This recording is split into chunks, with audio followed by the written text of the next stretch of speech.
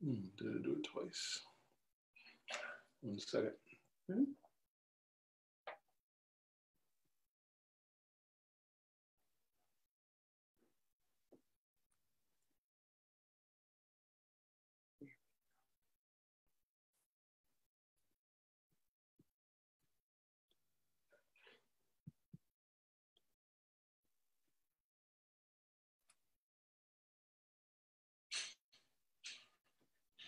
Yeah.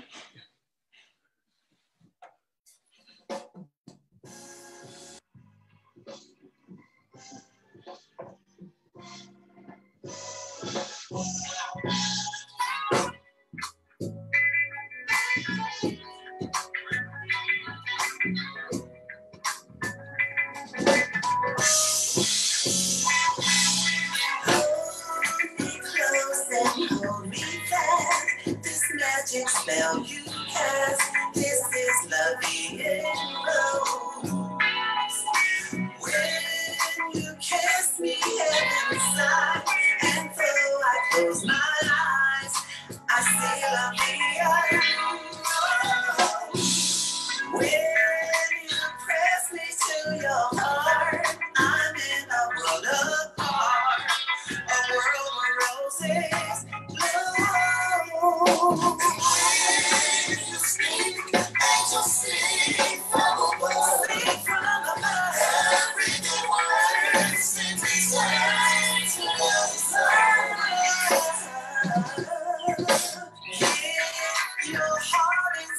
To me, and life will always be loving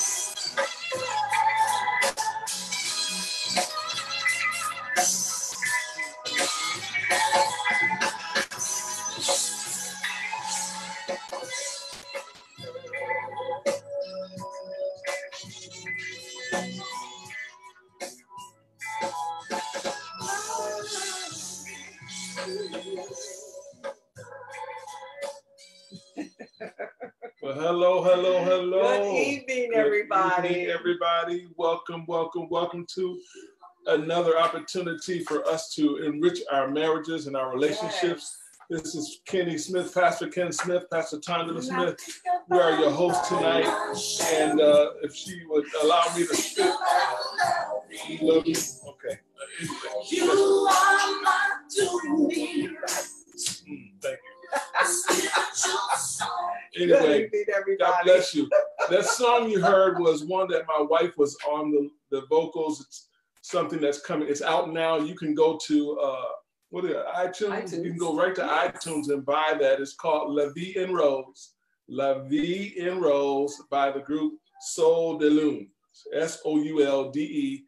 3 different words. Soul, SOULDE de Lune, LUNE. And go there and buy that. It's something that my wife and I had an opportunity to do here in Atlanta, Georgia, with some old band members here.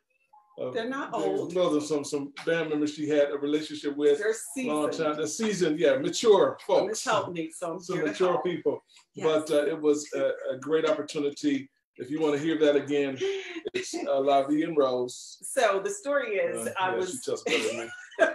She is my homie. Hallelujah. The wife seems to tell the story a little bit better. Always. With a little bit more detail. And so back in the 1700s, I sung and traveled with the Godfather of Soul, James Brown. And the alumni band is existing. They still have it together. Ronald Lester from Niagara Falls, New York, my hometown. He was indeed the band director. And so with his leadership and guidance, we put this music together, and some of these singles are already out as we are continuing to record more songs. So there's so much more that's coming, but go ahead, go to iTunes and purchase the song. It's a wonderful song, and I just hope that you'll be blessed by it.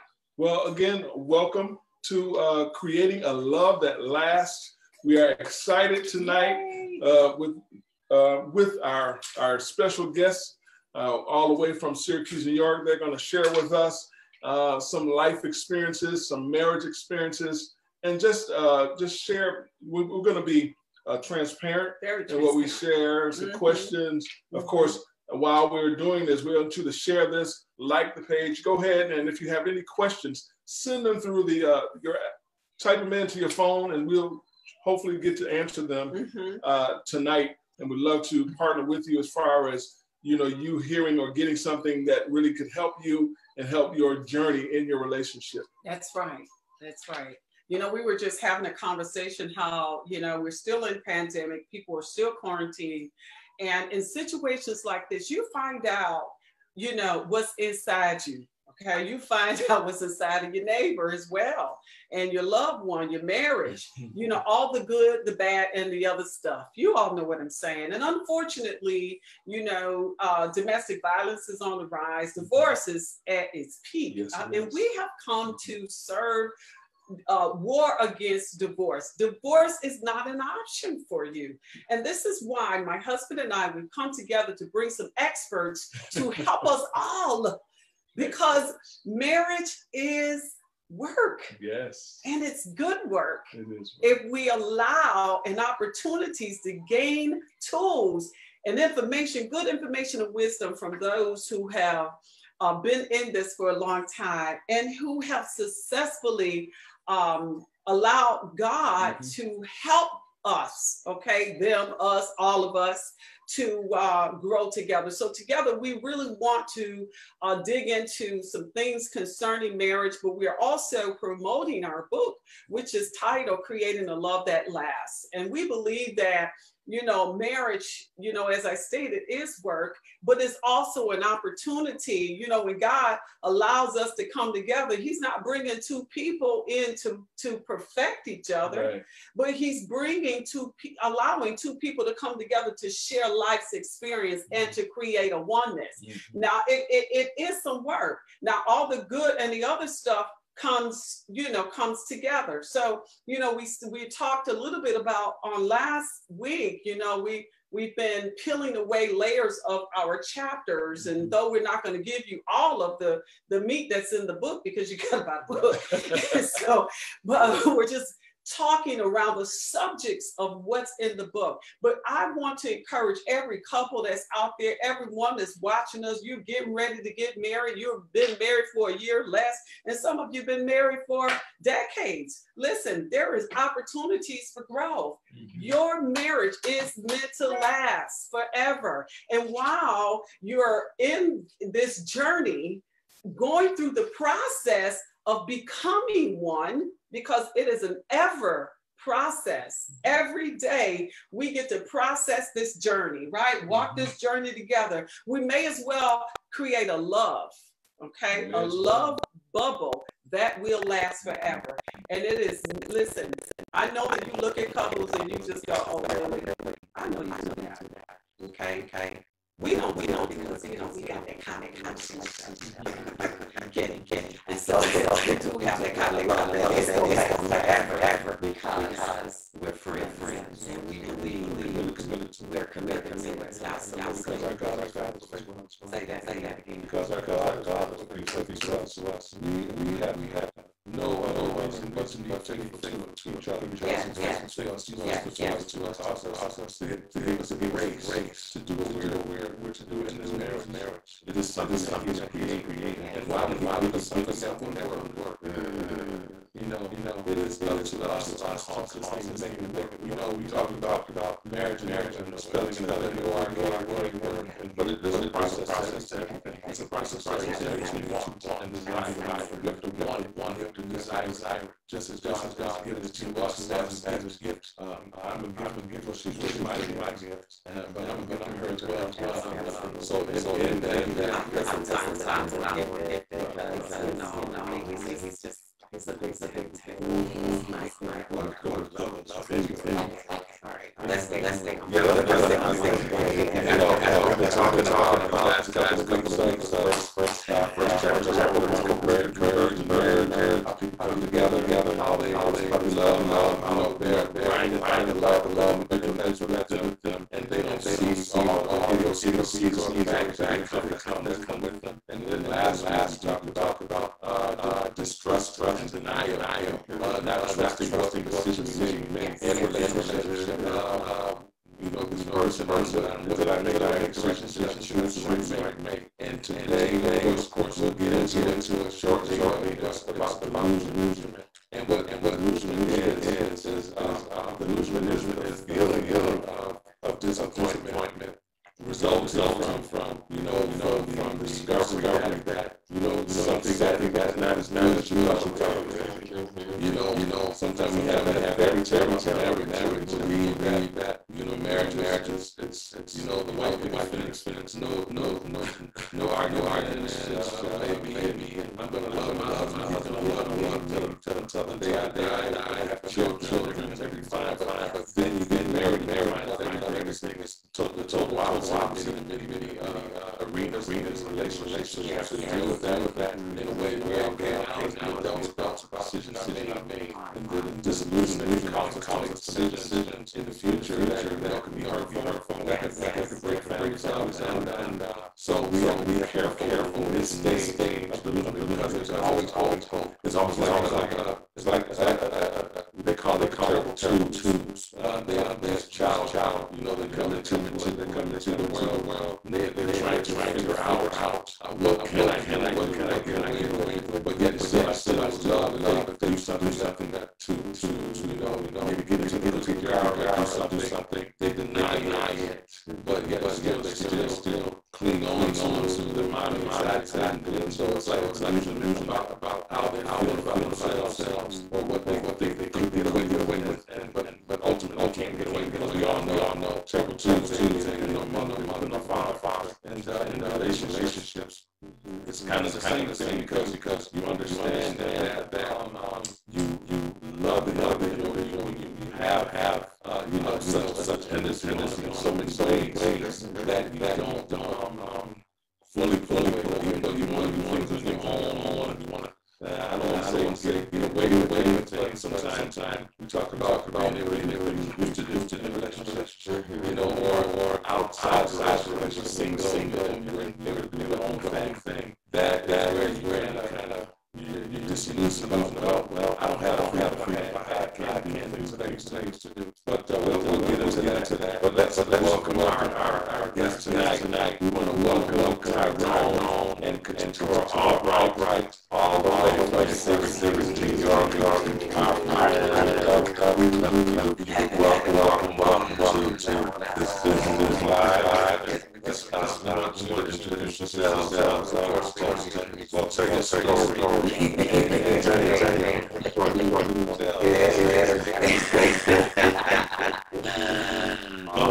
First, thank you for inviting us to be a part of this journey of yours. You have been an amazing blessing to our lives. So this is we're honored to be here, and ready to help celebrate the great success of the release. So we're praying for you, and we believe that this will change lives that you probably won't even see direct. That's our belief. So wow, story. through the end. We met as teenagers in 1994. Interesting enough, our first interaction was a group outing. And at the end of that outing, she actually thought I was arrogant. And I had a little bit of an attitude problem. So that's really interesting. We still being drawn to each other. We're teenagers, doing what teenagers do. Hormone-driven teenagers.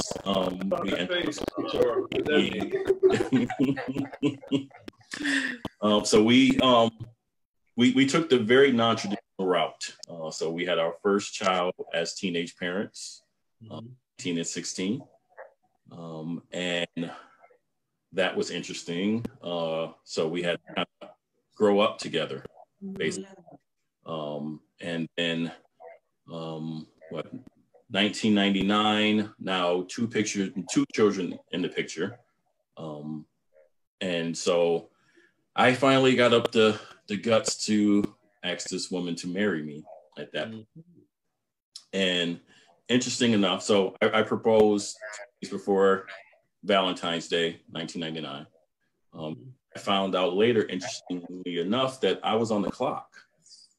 Hadn't proposed that year.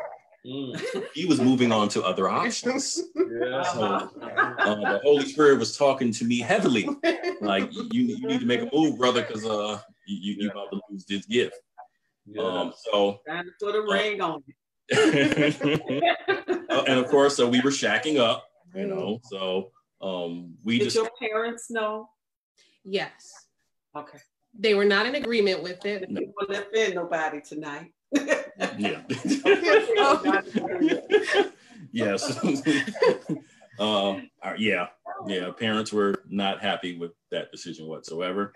They pressured us about making her an honest woman or doing what's biblical.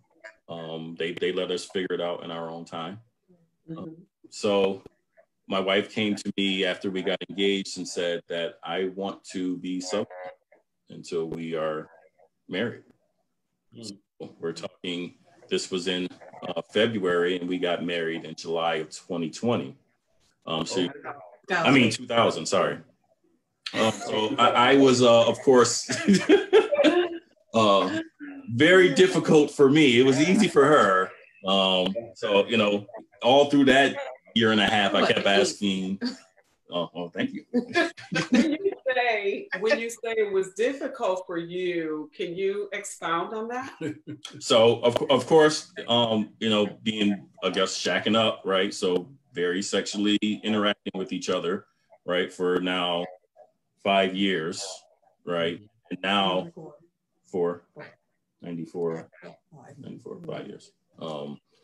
I'm now saying we're going to put the brakes, right? So you've been enjoying this ice cream all this time, and now they're saying, hold up, no more ice cream for the next 16 months, right? You kind of start to have these withdrawal symptoms, like, do we really got to do it, right?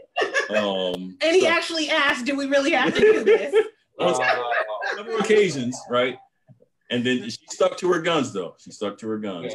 That's good. We had a period of time where I actually went back to stay with my dad for a little while. And when she stayed at her parents' house, just to help with the temptation part of it. So may I ask you, why did you choose to remain celibate at that point? I wanted my marriage to start off with a clean foundation. I didn't want to continue to do the same and just walk into a church on that day, get married, and go back home and do the same. I wanted him to know that we were starting afresh. This was going to be something different. It wasn't going to be before. Yeah. That's deep. Can you just take a moment and talk to some couples who are watching you right now who are in the same predicament? And I ask you specifically as a man because you're sometimes men's needs are a little bit different than a woman. So for me, I had to change my mindset to understand the purpose behind what we were doing. and that I cared more about her desire to please God and her own self needs against my own physical needs. So even though it was hard through that process, I had to get in my prayer closet. I had to take cold showers, right? I had to, you know, my hands off her, right? That would help trigger that.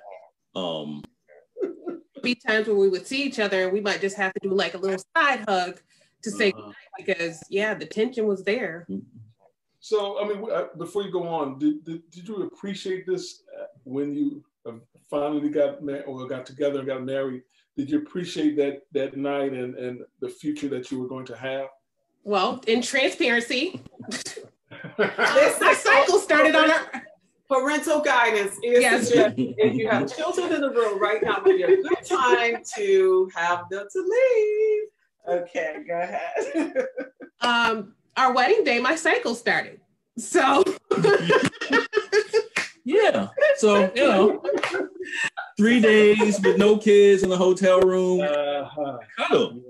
So, you know, when the opportunity finally came along, yes, I was very appreciative and took all advantage of the pleasure that was at my disposal at that point. Yes. So obviously, you know, under the holy matrimony, the covenant of marriage, your sexual intimacy becomes heightened. It's much better. You know, we can attest to that ourselves. So, but go ahead and we interrupt you while you're telling your story. July 22nd, 2000, we had our grand wedding. Thank you for attending.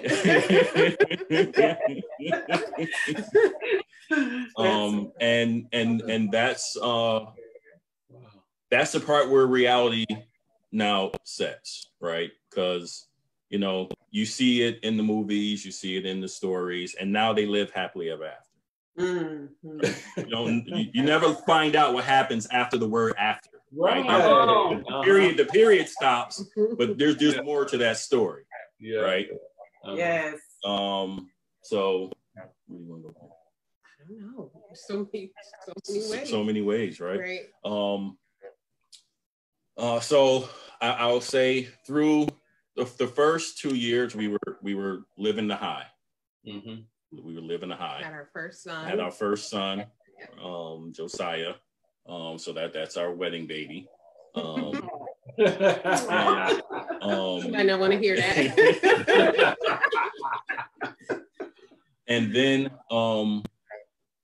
reality of work and kids. So let me go take a step back. We did not have the deep dive premarital counseling that we probably have. Yes.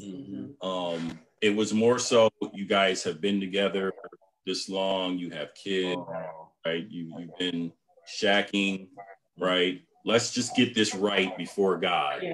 How important is premarital counseling, would you suggest? Oh, very important.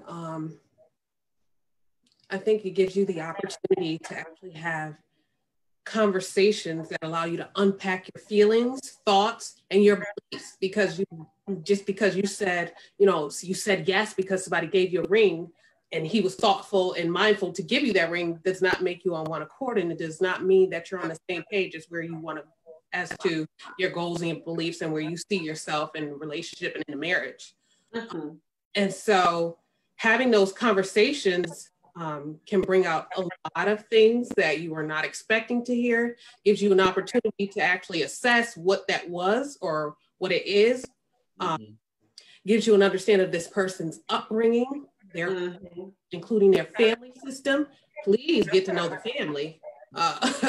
You are not married to just that person. It is their family. They are essentially they're a stem off of this family tree, and so you get to see. So you might want to dig around and see what the marriages in that family system look like. And so yeah, that was something it was surface. Granted, we did have it, but it was very surface, and I think it was more so because everyone knew who we were and had an understanding that we were together, and made this assumption that we had a child, we're together, they're going to stay together. Let's help make that happen instead of let's see what this really is. And determine like, okay, y'all look like y'all having fun and playing a little bit, but I don't think it's going to work like that forever. And give a little help and guidance around like, okay, so if you're moving forward, this is what it could look like, and this it should look like. These are some bumps and barriers that you may come across. Not just talk about, you know, do you love each other? Right? Because you wouldn't be doing this, right? If there wasn't some level of love, right? And we move past the love and lust questions, right? What does this person do that irritates you? Yes. What does this person do that offends you? Right? How do you want this person to show you that they love you? Right? Unpack all those other things that get overlooked and assume that you'll figure it out later. And what are your responses to those challenging conversations? Like, how do you argue? You want to argue. You want to be effective in arguing your points. We were terrible at it. And so, like, effective communication does not mean we always agree. It just means that I give you an understanding of where I'm coming from, and I understand where you're coming from, and somehow we come to an agreement on where we will be with that. That's very good. So as we go through those first couple of years, and again, when we talked about understanding that person's history, right? I didn't have an example of a husband, and what it means to be accountable, right? And understanding her approach to me being accountable. I was kind of that I'm a grown man type deal. Stop asking me where I'm going. Don't ask me where I'm going, what I'm doing, when I'm coming back. Don't call me while I'm asking me where I'm at, right? I had those serious issues. I took it really offensive, not understanding that one, for her, I mean, when we kind of unpackaged this later, she was worried that my car would have drove off the road and I'm sitting somewhere in the ditch, or I'm laying up in a hospital somewhere and the ain't to tell her where I'm at. Whereas me, I took it as, oh, you think I'm out doing something I'm not supposed to. That's why you're calling and checking on me. Or that's why you know where I'm going, right? So those type of conversations that you need to happen early that I didn't get. So that kind of over time started laying some layers of untrust, of distrust, right? Not sharing to me where you're going and when you're going to be back type deals. And for me, I also had issues with allowing women to be too close to me and be in that circle where it's crossing maybe a boundary that shouldn't be crossed. Again, to her, look, these are my friends, these are my people, no big deal. And then even with family, right? There was times where family would cross some boundaries and not put her in the seat that she should be in.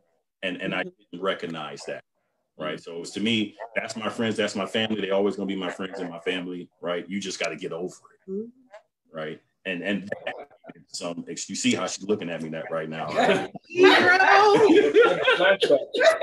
Flashback moment. What do you say to men who have that same mindset? Don't ask me where I'm going. Don't, start calling me so much. This is my mother. This is my family. And if you don't like it, you're going to have to just deal with it. What do you say to men that have that attitude with their wives? So to the first part about the accountability, right? You have to take yourself out of the picture and understand her perspective of why she's asking you those questions. If the underlying layer is that it's a trust issue, then y'all need to unpackage that, right? Why don't you trust me? What have I done or not done that have led you to this perspective of not being able to trust me? If that's the issue. If it's more so that she's just a mama bear type of wife and want to make sure you're safe, then take pride in giving her that comfort, right? That you're giving her that shield that, baby, I'm coming back home to you. I'm out here, I'm safe, right? I'll be home at 11. Oh, it's 10:45. Guys are running, the game's running a little late. I'll be home at around 11:30, right? Give her that comfort of rest and knowing that her husband is coming back home to her. The other piece about the family and friends, this is the first person in your life next to God. Plain, simple, nothing else to talk about. Mama, papa, sister, best friend from kindergarten, it doesn't matter. Once you say I do to this woman, this is the person that sits right next to you after God. That's right. Yes. That's right. Else, if they cannot understand that, yes, they're blood, yes, they're family. Yeah, this is my ride or die homeboy from second grade. If they can't respect that, then there's a problem with them being a part of your life. And what I could add to that too would, for me, it was like, so what you're telling me is that your boss is more important than me. It's like, what? So you have to be accountable to your boss. If you come back late from your lunch, that's a problem. If you don't show up at work, that's a problem. You are clocked by them. They know you're everywhere, where you are in that building, what you're doing. Like they have a full understanding of where you are minute by minute. If I can't get that and they can, I think you need to work them. Yeah. That's powerful. So these issues kind of compiled throughout our relationship. We had our second son in 2004. So now we're up to 4 kids, right? Which is Well, back up. What? We had a miscarriage. Oh, yes. We had a miscarriage, and that was kind of where it started to pull apart for us. We never had, so women, and I think the stigma around more so Black women being so strong and powerful, we can do everything. We're always seen as like this backbone. We can produce at a drop of a dime. We can have a baby. That's what, especially media perceives us to be, as just these women that just constantly super producers. And so we had a miscarriage, didn't have an understanding of how to address what we were feeling within ourselves or with each other. We just had never had that experience before and didn't know how to address it or deal with it. And instead of coming together and supporting each other through it, we kind of pushed each other away and creating this barrier between each other because we didn't know how to support each other. We didn't know how to respond to what we were feeling. And at that time I was at 24, we decided that the work that I was doing was not going to be sufficient to support our family in the direction that we were trying to go. Okay. And in a couple of these jobs, I was offered management positions, but the pay equate a management position. So she was actually started school, and we had decided that she was going to hold off, and I was going to go to school. And then I got an offer to try to play college basketball at the same time, which was a dream of mine. And he was like, if you're going to be in college, why not do it? Don't worry, I'll take care of everything else.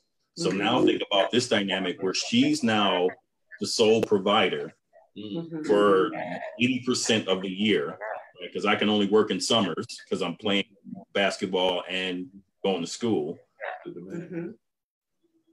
2 kids in the picture with now possibly 1 on the way, right? So she's working 60 to 80 hours a week.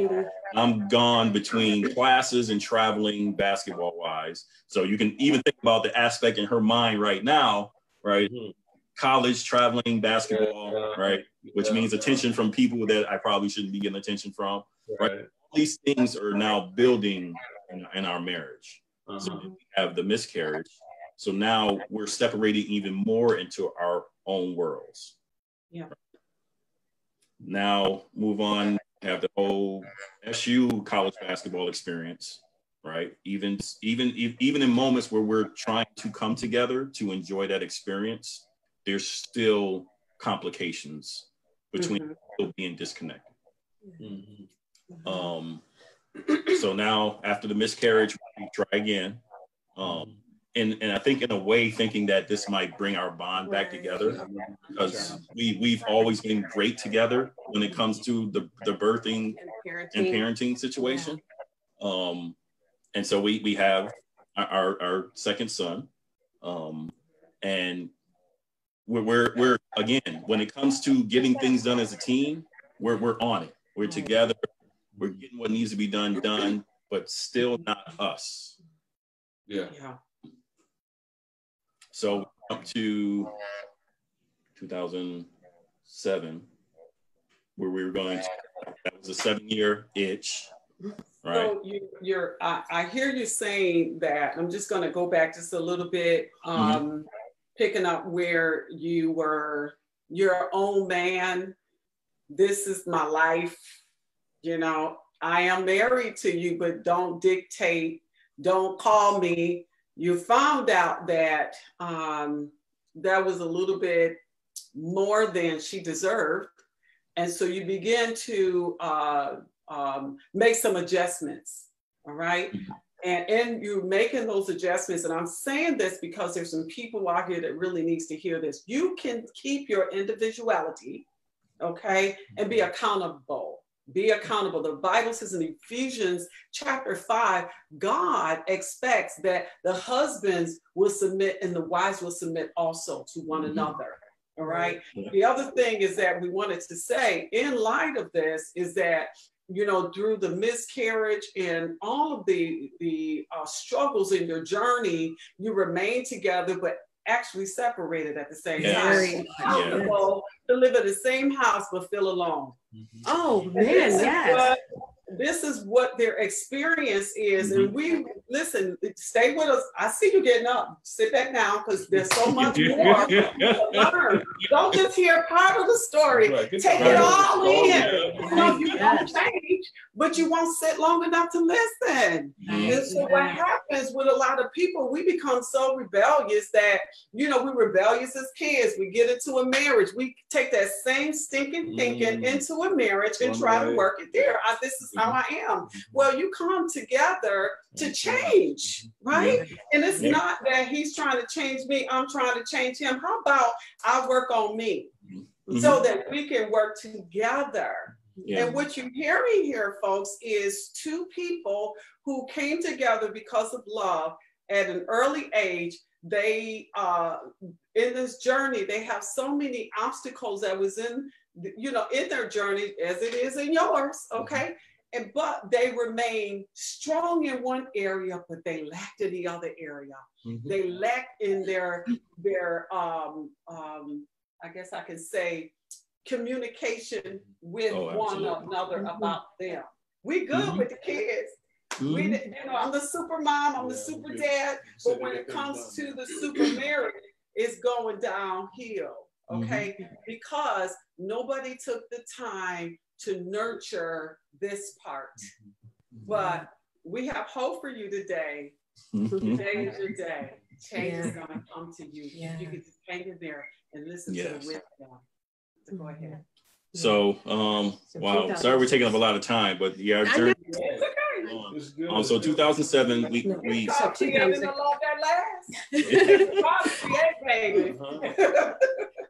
So 2006, my mom passed away. And before she passed away, Tyrone and I were responsible for we had moved back in with her, with our family, and we were helping take care of her. And so, grieving process, again, no one kind of reached out to us to say, hey, you should probably go to counseling because this is going to be a lot. We just kind of, it did bring us together in a way, but it was superficial. It was, oh, I'm hurting, you're hurting too. Oh, okay, and let's go have sex. And it was that back and forth. And you can still have sex when you're hurting, okay? But you don't. When you can't stand each other too. When you can't stand each other. But it's so better when you like each other and have sex. Yes. Absolutely. Exactly. Those kids away now. Right.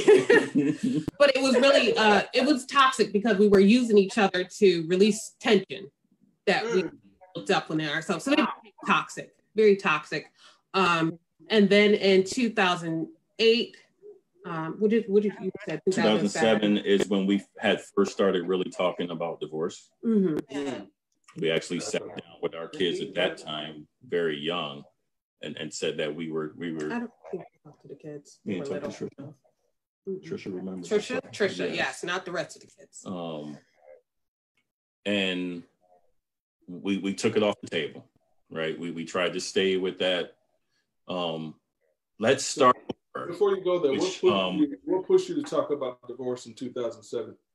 I mean, this is after your mother passed and everything, and then everything was superficial about, I care, but it's not really was not a true caring or a true. I mean, I believe you still loved each other, because you wouldn't be here today had you not loved each other, because there was still a foundation, but there was still not I think the nurturing or the wisdom along with marriage, because it takes wisdom, it takes communication, it takes being truthful with one another, honest about your feelings, honest about what you feel, and honest about changing within yourself or seeing yourself enough to be able to change for that person. Because you don't get married for that person to change you. That's right. But you find out some things while you're married or while you're together that, man, I'm messed up. My thinking is off. What I learned when I was a child, or I didn't have the right or proper person, father figure to show me how to be a husband. Of course, my father was with me and my mother, they were together, and they were a great relationship, but it wasn't, I still wanted more with my relationship, because of, I watched their relationship. They weren't as affectionate as I wanted to be. So I learned that myself. They loved each other. I do. Let me give you some shit. So when we were in the era of, like, there was this huge push in the church, all we ever heard was divorce is not an option, divorce is not an option, divorce is not an option. You know that. And so we're hearing this, and then, but we're watching. We're young, very young couple, and we're watching. And divorce is not an option, but you're talking about him to everybody, and not a good. Divorce is not an option. Y'all don't even sit together. Ouch. Divorce is not an option. Y'all don't even like each other. Like, we were very clear, like, okay, I don't want to live like that. I don't want to make you feel miserable, and I don't want to be miserable. So when they say divorce is not an option, and then that's just, a blanket statement, and then there's all of these scriptures. Can you be practical? And I don't feel like we got enough of that. Okay. People, when people come to us, it's like, well, how do you argue? Because, that matters. And so for people realizing, a lot of what we saw were people that don't even communicate. All they know is, we hear about, oh, my grandparents been together 55 years, 70 years, and all of these years. And you go in, it's like, wait, but they didn't sleep together. They didn't engage each other. They didn't date each other. There was no intimacy. It was a marriage for so many years that was pretty empty. Yeah. And that was where we were there, where all we kept hearing is divorce is not an option. And we're just like, well, what other option do we have? Yeah. This is not going to work. Right. A lot of times people get married and they have a marriage, but they're no longer a couple. Yeah.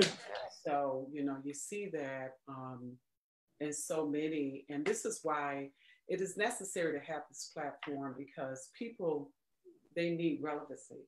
They need truths. They need us to be down to earth. We got to talk about it, because if we don't talk about it, we'll continually become squeezed.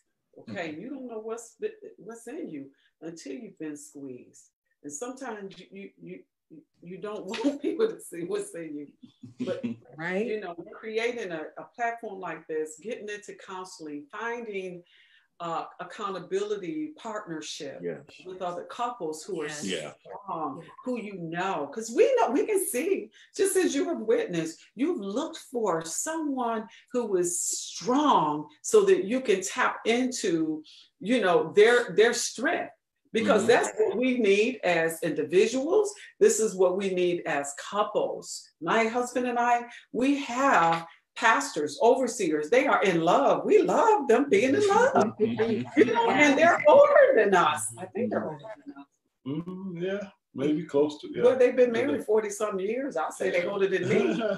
And so, palm trees. My goodness, I didn't mean that. Older than me. Anyway.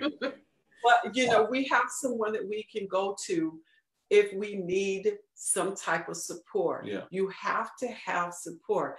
You Yes. don't have to do this alone. You have to be accountable to somebody. You have to be accountable to someone. And have a relationship with someone that has a marriage that you can mirror and image in a way, of course, that they're following the example that God has given us. Amen. But I see it even in some of these comments that someone said, love the Albrights. I learned so much from them. God bless you. And that's Brand here, a pair. We love her. So not only are we, you know, that we've imparted something to you, you're imparting something to someone else, to someone else's relationship. Amen. You're showing them that you can make it through the decision, because there's a part in our book, we'll get to it in another time in weeks to come, about the decision time. Yes. And you were at that decision time in this, you know, in 2007 concerning a divorce. Yes. So what happened at that point where divorce was, you were thinking about it? So we tried this concept of starting over, right? Which was not a good approach to it. Did you come up on this on your own, or did someone? Yeah, this was just us. We did go to counseling. It was short lived. Oh yeah, we did. It was short lived.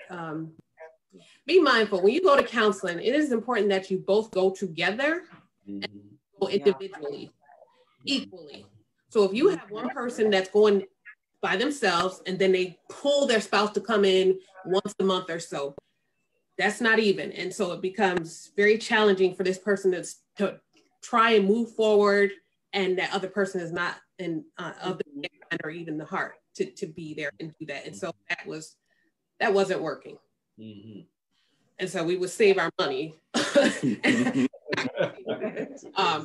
the other part was like, we weren't exactly in a financial space to continue therapy that we weren't seeing results from.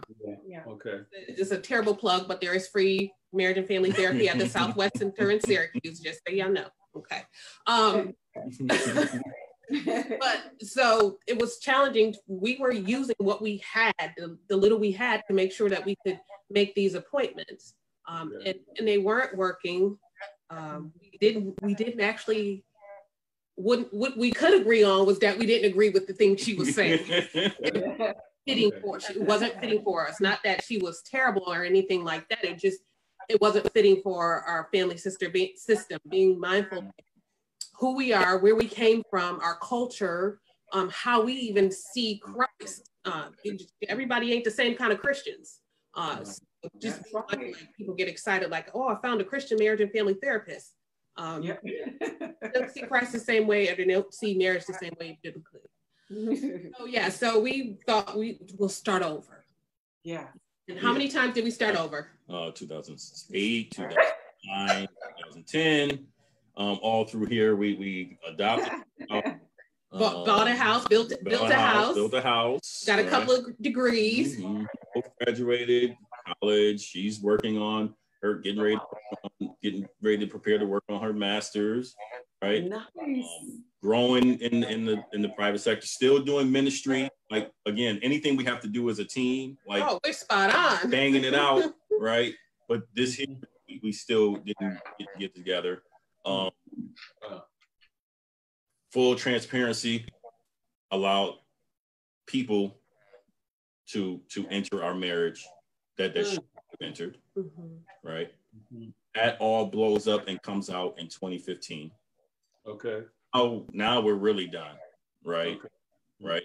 I moved out, right? We had the conversation with the kids, right? 2014.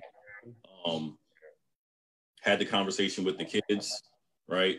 We're trying to figure out now how would life operate, talking about truly divorce at this point, right? When we talked about it before, we were just kind of talking, we're still in the same house functioning, right? Now we're outside the house thinking, wow, this could be our reality.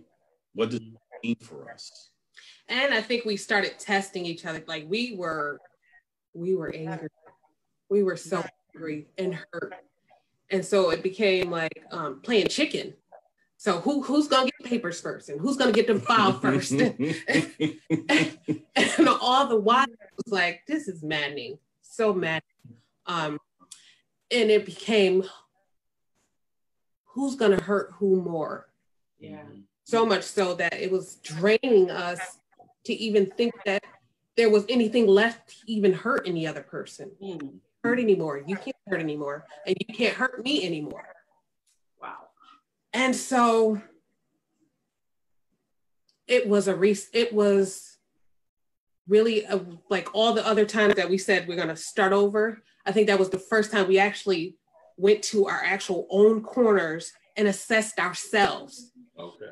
And How then, did you appreciate? You know, and for some people, it's like really had the opportunity to deep dive into ourselves and look at what does divorce look like? What does my life look like without you? You know, and for some people, it's like, oh, there's this freedom to do this and I can do that. What will you lose? and when we talked about that start over, right? That is a false way of looking at things, right? Think about it as like a basketball game or a football game, right? Once you start that game, there's no starting over, right? No matter how many penalties you get, how many times you score, how many times you win a game, how many times you lose a game, there's no going back and starting over, right? You have to look at those situations, those games, and say, what did I do great that I need to continue doing? What did I do bad? Where did I mess up that I need to fix so that I can continue to win going forward? And right? so that's where you do that. Coach, take me out. Take me out. Let me sit on this bench and see. Let me assess from here. What do I need to do different? Yeah. I'm a basketball mom. I love basketball. What do I need to do differently? Because I'm not helping this team. And by me not helping this team, the attention is now on me also. People are looking at me. When I say people are looking at me, I'm talking about our children. Yes, yes. We are accountable to them. What happens to them is our responsibility. Yes, yes. You know, we were very clear. We would never, because of what we experienced in our own family systems, we would never stay together for our children. We heard so many people say, stay together for the kids. We said we would never stay together for our children. Yeah. But then we actually realized it was our children and what we had imparted in them and what we wanted for them that actually brought us to start to actually sit down and unpack what was really happening for us. And, you know, I'm dating back now. I'm like, that was 2014. We have had such bliss since then. I feel like it has been well over that amount of time. We spent so much time in anguish that now I'm just like, why do we do that? Down to we couldn't disagree when we were in that period of contention with each other. We couldn't disagree on anything because we were walking on eggshells because of that divorce is not an option. So you can't say anything that might lead him to want to talk about divorce. So don't disagree because that usually leads to divorce. So it was just like, no, let me say what I need. And we got to the point where we were able to say what we need to say because guess what? He already said he was going to divorce me. So we can say we finally understood that we did have the power to be completely honest. Right. Right. And transparent with each other. Right. And still actually like each other after we were transparent and honest with each other. Right. If we had had that earlier, it would have saved us a whole lot of anguish. So we had I came over to sit with the kids, and we sat and we had a conversation, and it was like, we've never really done this at this level, right? Everything's out on the table. We both understand what each other wants, what we other need, what we were lacking, right? How we didn't communicate those things to each other in an effective way and hear what the other person was saying from their perspective. Right, we were always like ready to be on the defensive. Right, we're sitting here like a boxer. Right, waiting for you to throw your punch so I can get ready to throw mine back. Right, instead of approaching it differently. Like, we're a team. We're having a conversation back and forth. We may not always agree, right? But that's okay. As long as at the end we're going for what's right and what's going to move us forward. Because I don't think we really ever disagreed about what we wanted. We just thought we had to have it a different way to get there. And it was like, So that now moves us into 2015. We meet the Smiths. Again, no, we didn't meet well, them. I'm sorry. We went to visit the Smiths church. And that same service that we visited, they always greet everyone as they're leaving the service. And you guys don't remember, but y'all actually prayed over us. Wow. And it had nothing to do with being members of your church. Right. You guys sensed what was going on between us. Like, let's get out of here. And where we were at that point, right? We were at that middle ground with figuring out if we can really come back together and wow. And you guys so blessed us that my wife was like, and we were supposed to be visit other churches the next couple of Sundays. Like, no, we got to go here. We got to see what they got going on here. Yeah. And then we started to make that turn, right? And now. And it didn't take long. Yeah. It didn't take long. I mean, if you could just stop being selfish, really, just stop being selfish, because actually take a step back and actually say, what does this person, what can I give you in giving you a divorce? What am I giving you? Instead of turning it around to say, what else can I give you in this relationship? Yeah. How can I give you peace? How can I give you a trusting relationship within me? How can I give you more love? How can I give you more attention? What other ways can I do this? I need a moment. This is so powerful. This is so good. Keep talking though, because you're talking real good right there. Yeah. So marriages are being healed right now. I think really one of the breaking points for both of us to break down that hard shell and that rock was watching. I mean, it was like yesterday, watching our kids just look so defeated. We let our team down. We were letting our team down, and they were just so defeated, and realizing we're the captains of this team. And we can't, they really believe that if we can't do it, there was no hope for them. They really did not think there was any hope for them. And I don't think we just thought we're the parents, but they saw so much more than parents. They thought we were going to be the guides for how they engage others in relationships, and not just intimate marital relationships, but friendships. They see us as friends, so they're like, oh, are we still gonna have family game night? Yeah. Can we still have that? They saw their family systems. We were the ones that brought our families together for the holidays. Can we still have a holiday? And it really was a lot. And you think like, just wow, what is this really about? What is it really? What is really happening with me? Wow. And then the thing that was most powerful for me was, wow, this woman, I have done things to completely crush her, and had her questioning her faith. Right? Had her questioning, like, right? Because what? Wow, that's questioning God. Okay. That right there is so cute. Because God had told me some things that I would bring to his attention that he should not have been doing. I didn't have clarity or clear, it was kind of clouded. I think that was to protect me, right? So God wasn't revealing exactly in clear definition of what was happening, but I said, you need not do X, Y, and Z. And it was, oh no, you don't tell me what to do. And I was like, okay, maybe I'm missing it. And then I said, I'm just getting this every time I'm going into prayer. It's just something that you need to stop, because if you keep pushing me in this direction, we definitely are not going to work out. So then I was like, okay, God, what is going on? So then, and that hurt me.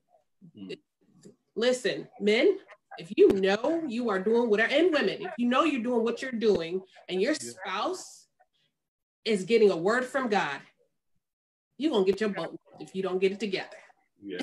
It's going to be by your wife. You had a moment like that too, where God was telling me. Yeah. Right. And so knowing that I put her in that position, right? And then she still chose to want to love me, honor me, and respect me, be my wife, man, that just opened up a whole new perspective. Wow. For me on what this woman, who this woman is, and her truly being a gift for me, for God. Like this woman, right? You know, and that's the thing. You can't listen to your boys like, man, if that was me, or girl, if that was me and he did, you go with between you, God, and your husband. That's where you get your what you can handle and what you can do, and if it was you, right? Don't let the outside people give you the if it was them, because I guarantee you, if they get put in that situation, they might make a completely off the chain decision versus what you did. So doing that made me want to love her more. We had that conversation of what was I missing, right? And the biggest thing for her is I wasn't protecting her, allowing all these things to get to her that I should not have been allowing to get to her. Okay, right there. Keturah, I want you to name 3 things that every woman needs from a man, and then I need you to say what every man needs from a woman. Is that every, or just 3 things? Just 3 things. Well, you said, well, you told her 3. You said like him everything. So this is very clear. Yeah. 3 things. So you know what? And I will say this: we are not conventional. So more than 3. No. Very different. No, I know this from my friends in marriage. I'm very different. So I will say, from me, from my perspective, protection. Every woman wants that. Everybody wants protection, right? Yes. And when she says that, it's not just physical, right? She's not just talking about you making sure that she's on the inside of walking down the street, right? Right. I need to know if somebody in your family, if your mother, his mother, but if your mother doesn't like me, your mother doesn't like your wife, let her know. That doesn't mean she has to show up to your mother and say, "Oh, so we got a problem." No, but let her know so she's not in the dark when things happen around her. She's very okay. So this woman doesn't like me. Let me see if I can woo her in this way, or better yet, let me give her her space. But don't have her to be blindsided and not have an understanding of what's going on around her. Profess. So I'm not one for big displays of public affection, but I do what I would have appreciated, but right now. Stop.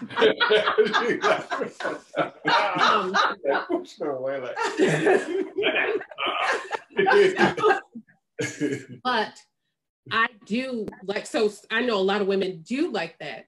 I do like to hear from other people, like when I've gone to his job, oh my gosh, your husband talks about you all the time, and he's got that feels good. So when you talk about your spouse, your wife, in a positive way to your friends, your family, your coworkers, so they have a clear understanding.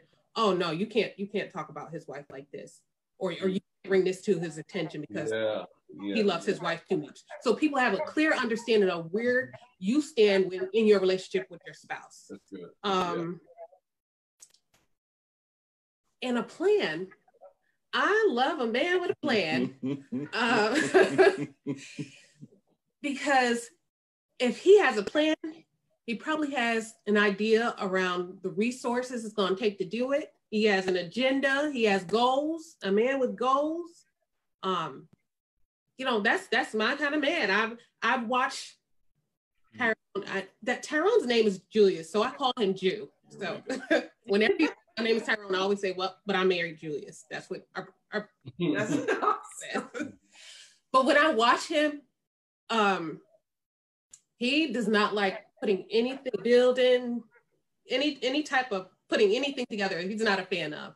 He will pay whatever it costs to have the contractor come and do it. And I was like, okay, well now we're in COVID and contractor ain't coming to our house. So this needs to be done, this needs to be done. And to watch him lay out those plans or whatever it is he got to do, that excites me. He put together a whole gazebo for us in the back. The thing is huge. Yeah, we saw that. I know it took a few days, but we saw that. Man, he got so much sex. I had a lot of sex that week. Wait a minute. Can I get a break for a second? I can catch my body up really quickly.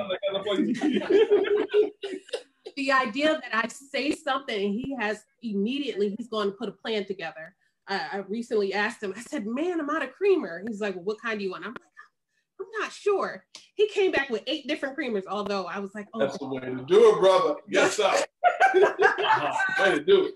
He does that. And so, you know, to know that when I say something, it is at your forefront to make sure that it happens for me. That's awesome. Me. So a man with a plan to that is so. Ladies, you heard it. Safety, or men. I should talk to the men.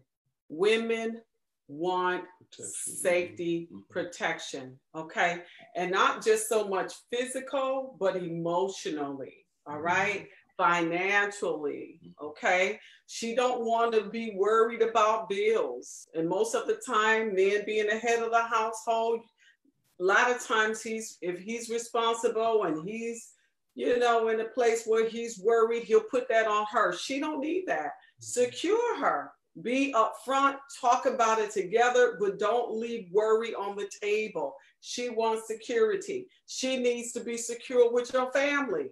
If your family is attacking her and you're not covering her, she feels naked. She feels vulnerable. She's going to have pressure. She's going to come in and you're going to think she's bipolar. She's just mad about the family. She ain't bipolar. Don't stop trying to put medicine on these women.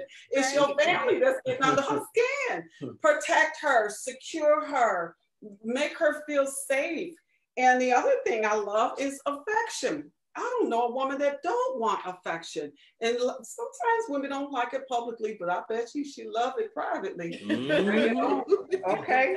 Brag on her, boast on her. You know, let people know how much you love her. And a sister showing up like a man with a plan. Come on, somebody. If you don't know where you're going, how this ship gonna follow you? Okay, you have to have a plan. Tell your family, sit your family down, and not just in January. Come on now, but you know, sit down and lay out the blueprint and say, this is where we're going. And not only that, but this is how we're going to get there. It's not a difficult thing.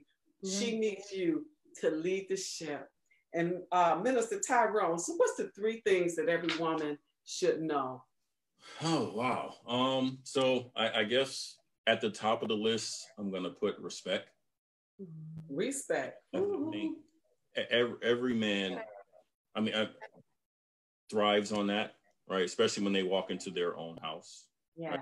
Understand that he's honored as the head of that household, right?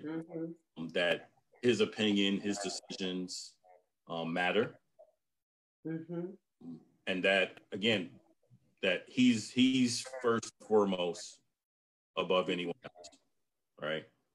And that's right. That's actually a conversation we had one time, right? When her dad comes, right, she will make sure that man has a cooked meal, every single meal that he's here, that he wants to eat, right? So one day I was like, wow, Dad get breakfast every time he come. But I get breakfast like once a week. how he higher on the totem pole than me, right? And she didn't put that together because for a while I would get mad about it and I never actually communicated that to her that that's something I like, right? I like breakfast more than once a week cooked for me, especially if I'm working from home, right? So that level of respect and right, being honored as kind of the king of the castle. Okay. Second, I would say trust. I think it's for me, it's very important to know that she trusts me in my decision making to lead this family in the direction I need to go. She trusts me to go out this door and take care of business the way I'm supposed to and not be getting into stuff that I'm not getting into, right? And that her concern of where I'm at is strictly for my own well-being. For me, that would be second. Third, I would say sex, more sex. Heels, more heels with a dress, heels without a dress, Heels with lingerie, heels without lingerie. That's probably the same thing as the other one. I love it. I would put that. Hey, I'm just speaking for me, right? Some other guy, his third thing might be that she can cook, right? But that's like fifth for me, right? So yes, that physical intimacy, right? I mean, sometimes I'm joking. I'm saying sex, right? Sometimes I love that we're sitting down watching TV and she just rubs my head. Mm-hmm. To me, that lets me know that she's still connected to me. Yeah, intimacy comes in multiple levels. You know? Yes. So intimacy could be a conversation in the kitchen. Yeah. You know, just making dough and bread together. Mm-hmm. Yeah. Or just holding each other, you know? Yes. But when it comes to sex, I will say also is that we find a lot of couples when they're at this point, they're strained in their relationship, you know, I think they try to feel each other out by offering each other sex. And if that individual says no, then they have a problem. Mm. And it becomes an argument around why aren't we having sex instead of doing some unpacking around what is it that holds you back from giving yourself to me? Mm-hmm. Because I can say we look at the physical act and not actually looking at what it is that's going on emotionally for that person, what's going on in their spirit. Like, where are you right now? Why aren't you available to me? What is going on? And so we don't want to have this conversation. Why? Because I'm horny and I just want to have sex. Like, no, let's have that conversation. That will give you a lot of intimacy. I think one of the things that we don't realize is that there's a root to every fruit. Mm-hmm. If there's a lack of sex, there's something going on. You know, it could be physical, it could be emotional, it could be a number of things that people deal with.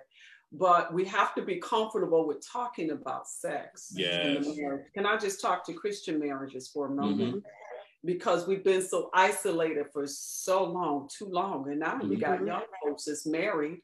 And who do they go to if the seasoned saints won't open up and be relevant about sexual events? Mm-hmm. All right. And it could be eventful and wonderful and sweet. You know, one of the things we often share with couples in our office is that you need to have fun. You need to talk about, you know, find out what she likes, what areas that she's turned on. You need to talk to her as well as a man to say, this is how I like to be touched or rubbed. And, you know, I like this area rather than that area. And keep up with it. And keep up with it, right? Because we evolve. That's right. And especially for us, we had to learn that being so young, right? Yes. And over 25 total years, 26 total years, right? We evolved, right? So even now, we was having a funny conversation earlier. I thought you were about to say we're having sex. No. No, we were talking about, right? And just getting some updates on things, right? You have to be able to freely have those conversations to understand each other's needs.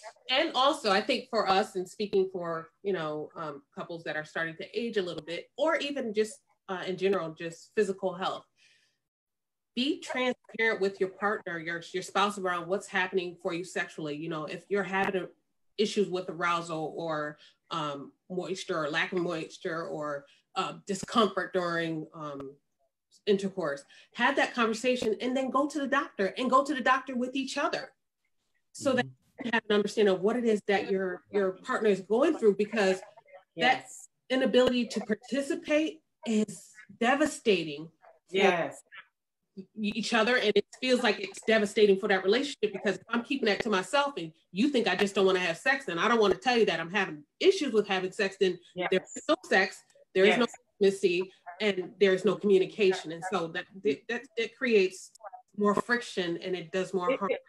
It does. And for one partner, it almost feels like death.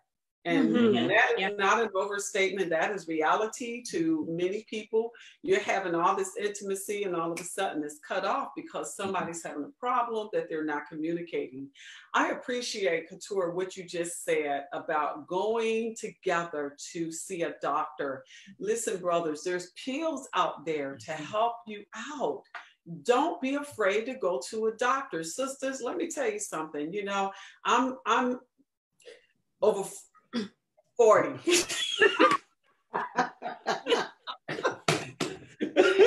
Okay. And now I'm not there.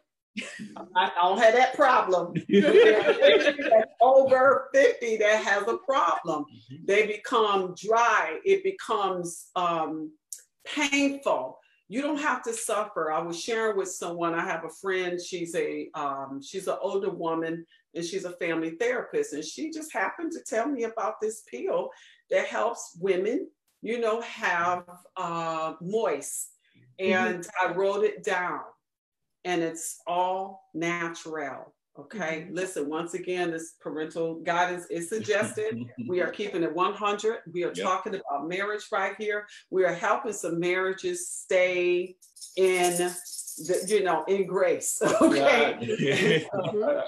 A lot of the things that you've been sharing tonight with your transparency is really releasing to some couples out there. I know that it's giving you some freedoms. It's giving you some things to think about, some things to share with your spouse, to talk about that you haven't talked about. Yes. You said, you know what? We're in that place. I felt that way. Yes. What they were saying, and now you're allowing folks to really open up about their marriage, open up about their relationship. Yes. And this is going to cause them to break free of those things that are causing them to, fail at marriage or fail in their, fail in their relationship.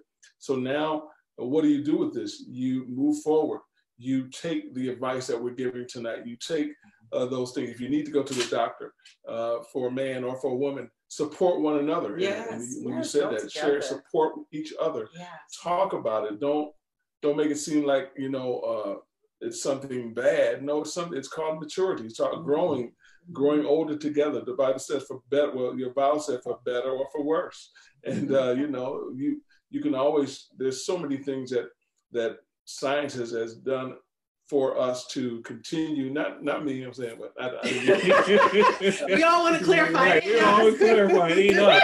Trying to help some folks out there. Make that perfectly clear. We don't need no letters. I'm so sorry that y'all having problems. No, that's and be invested in it. Somebody else. Right. Yeah. But be invested in it because remember, your spouse's body is meant to pleasure you. So that's right. That in a way that you realize that this is for my pleasurement as well. So get in there too. This is the reason why we say it's so important to communicate, because sometimes you don't need a pill. Sometimes you just need to amp up, take it to another level. My appetite today is different than it was 28 years ago. Okay. And so, your missionary styles change. For him, sometimes our son is watching. Hi, Katie, Junior. Hi, Amanda. Our children are watching. Listen, y'all leave the room. They're over 21. It's all good. It's all good. They come over to our house and go, y'all need to get in the room. We're like, we're not in our room. Every room here. Right, exactly. On that sofa, And so, dress it up. I heard Minister Tyrone say he liked the heels. Love heels. Talk about it. Talk about it. Ask him, how can I pleasure you? Yes. What's your appetite today? Have those conversations and enjoy your marriage. Enjoy. And so I wanted to just sum this portion up. I heard Minister Tyrone say to the sisters that a man likes respect. You have to respect your husband, okay, on every level. And so his respect is different from the respect that you think it is. So communicate with him and ask him. Men like to be honored. He wants to feel first. He wants to be heard. And so if you're over talking or just not listening, then that's dishonor, all right? And it's not respectful. And you can lose a great part of what can be so beautiful, only because you're not humbling yourself enough to say, I just need to be still and listen. Okay. Mm-hmm. The other thing he says, trust, right? Trust is really important on every level. And so is sex, is what Minister Tyrone has stated. And so in the time that we have left, I really wanted to talk to you guys and ask you about how do you let go of the past and look forward to the future? You know, when you look at your, you talked, boy, you guys, your story is so much in our book. I cannot even, y'all, let me tell you something. The book will be out before Thanksgiving. And this book here is just compacted with so much of what we've talked about on tonight. And we're really excited for this book. We're excited for the Albrights here, being here in so many marriages. I just know by faith, and I know by the Spirit of God that many of you are receiving healing even right now. I decree and declare, as I'm going to release this blessing over you, that there's a turnaround in your marriage right now. As you are sitting together, holding hands, I just release God's blessings over your life. If you hearken unto the voice of our God, yes, sir, and do diligently the word of God, you will be blessed in the city and the field when you come and go. I just see a turnaround in your marriage. I see a rekindling in your eyes. I see a turning in your love tank, and God is he's filling your tank up again. And I just pray for peace in your home and your marriage. In Jesus' name. Amen. I just needed to release that. And so I just wanted to ask you guys, how did you let go of all of that? I heard you say you were in separate corners. How did you even come to this place? And how were you able to let go, okay, so that you can walk in your future, which you're still walking towards your future? So I think it's important to have a conversation around how past events have impacted you to present, and unpacking that with the perception from your standpoint and your spouse's standpoint. Things that happened in the past, we identified like, I didn't respond or receive it the same way he did. Things that I thought were just, this is what was creating this strain in our relationship was not the same for him. And so when I look back and I'm triggered by some of those things, and I acknowledge that I'm triggered by some of those things, and to hear him say like, I don't understand why you can't get over that. I don't understand why you can't get over. So to actually sit and have a conversation around, this is why I can't get over that, or this is why I'm having a challenge around getting over that. Yes. Then also to be mindful around the things that are positive and negative. Be mindful around how much you spend time thinking about the past, reliving the past. You know, if we're always reliving our honeymoon, we're never going to live in present day, and there's no future in that, because that is in the past. It is not what it was. It will never be that again. Appreciate it, love it, but that's not where we are anymore. That's not where we're going. We want totally different. We want more.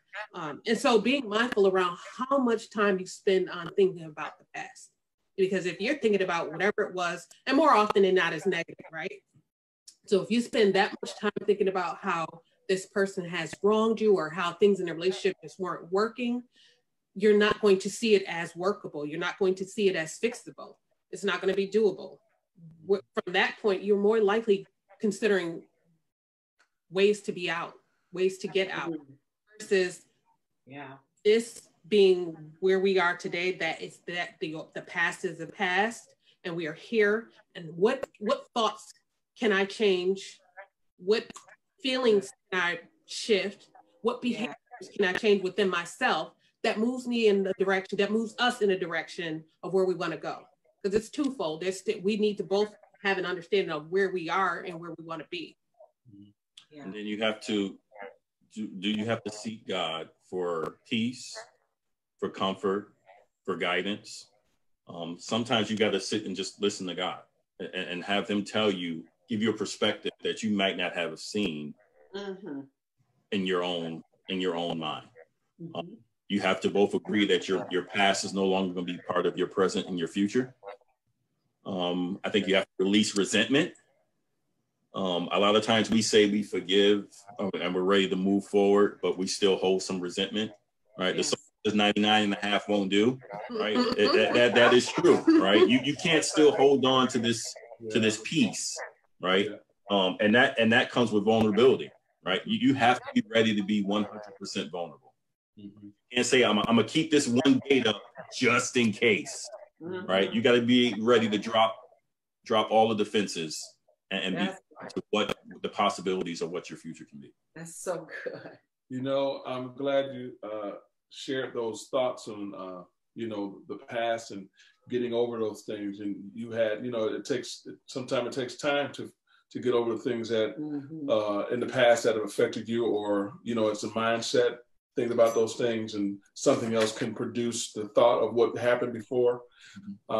So with that, you know, it's a good segue into, you talk about forgiveness. And so how do you forgive, and how do you accept forgiveness for those things of the past, where you can keep moving forward and, you know, allow your lives to go on together without, you know, the threat of bringing up those past things? You know, how it's easy for us to say, well, you did this and I remember this. And, you know, how do you forgive and how do you accept forgiveness in the relationship?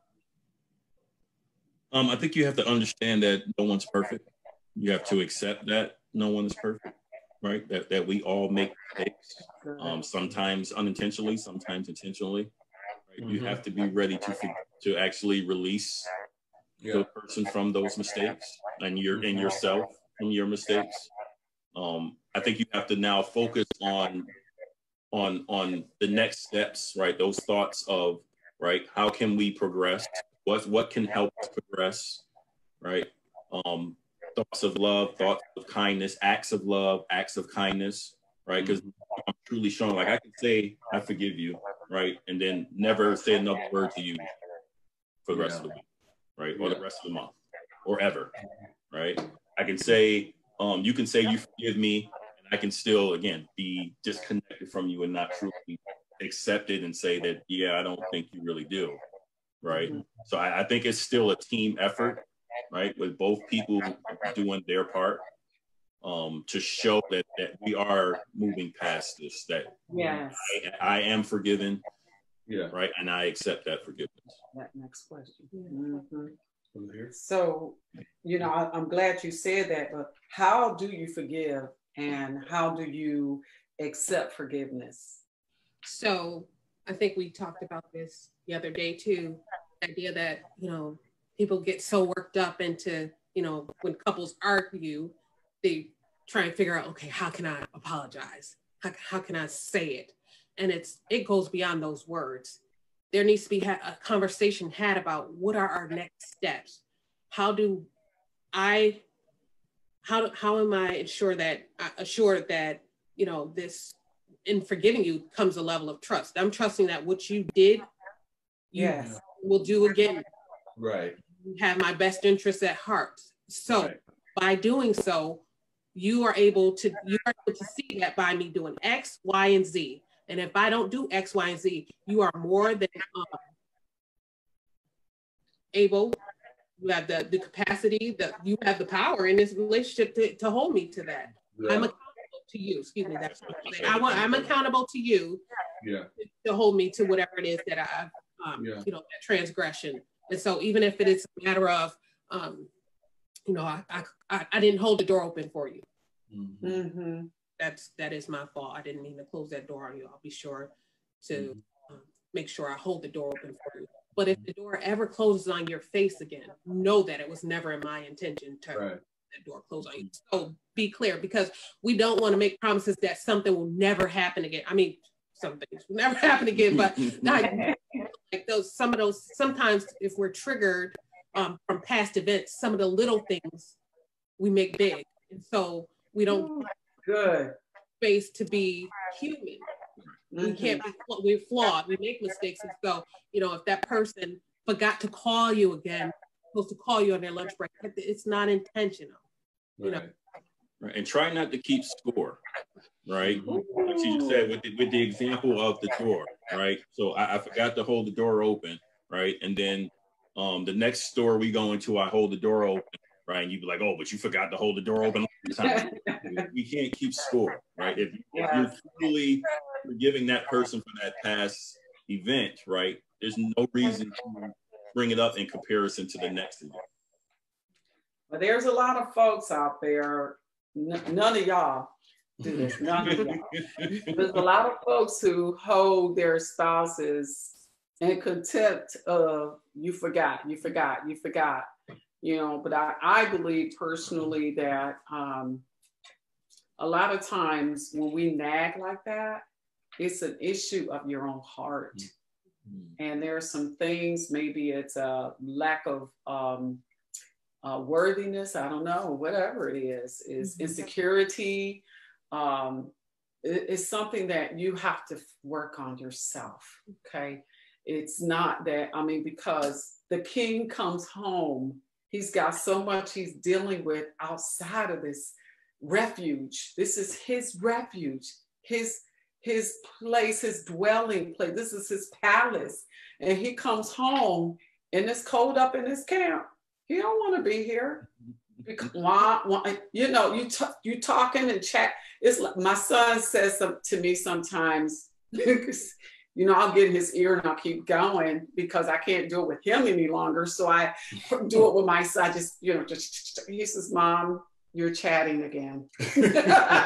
And so women, sometimes we too chatty.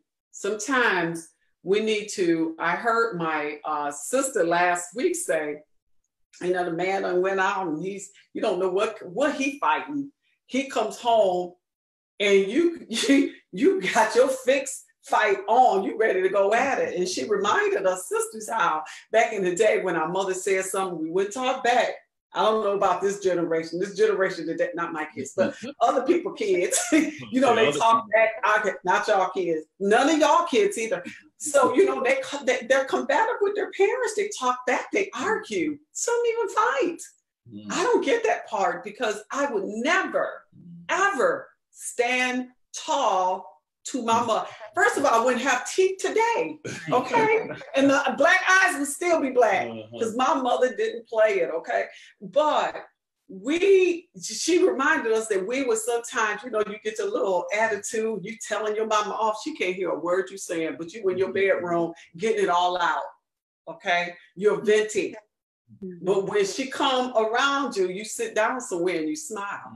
Same principle with the man, that she was the expression that she gave. This is Lady McRae, is my girl. She's just I'm just on it.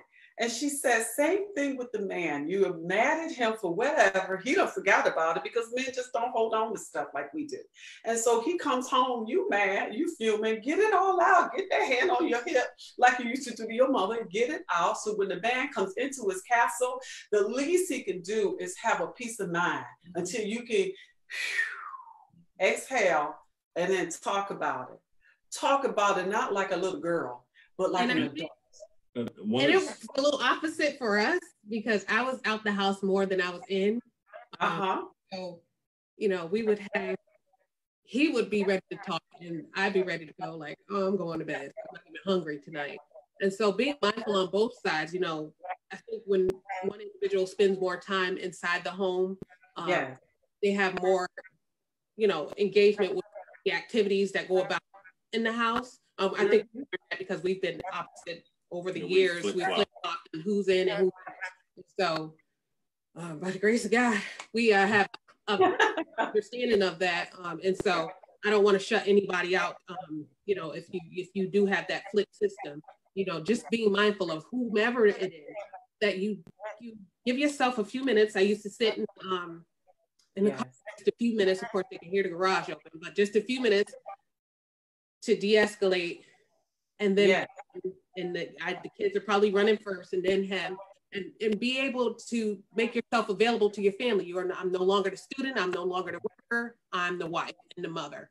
And so take those roles off, and you know, making sure that you are the person that's welcoming you, and that you have an attitude of that you're approachable. That you know, you provide a soft space for them to penetrate.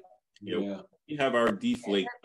So basically, we come in the house, we greet each other, right? No matter which person was out or coming in, And we give that person time to go and download out of them whatever they had up in them the whole day, right? And now we can say, okay, how was your day? What's going on? What we need to do next, right? Versus that hitting you at the door, at your door, right? Like the bouncer, right? And you say, hey, hold on, I got to get this information from you. Yeah.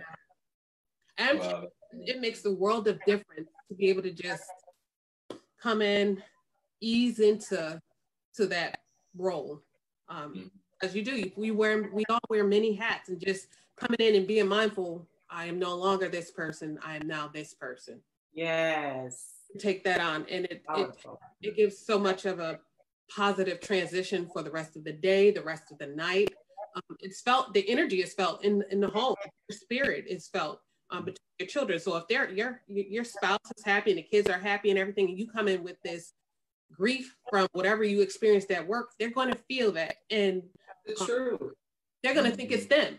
They're going to think that you want to come home to them, or that they have played some negative role in you coming home.